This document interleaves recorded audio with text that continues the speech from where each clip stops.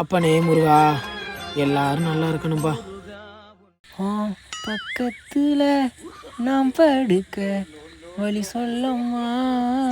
தம்பி, இப்போ நீ படுக்கிறதுக்கு வழி இல்லாமல் போக போகுது. படு. இங்கிட்டு கொசு தொல்லை, இங்கிட்டு இவன் தொல்லை, இவங்க மத்தியில் தூங்கி தொலை. அதுக்குள்ளே முடிஞ்சிருச்சு. அண்ணே காலையில் 3 மணிக்கெலாம் எந்திரிக்கண்ணே, அதானே அலாரம் அடிக்கிட்டேன், செக் பண்ணி பார்த்தேண்ணே. படுறா, படுங்கடா. ஐயோ, படுத்துறாங்களே.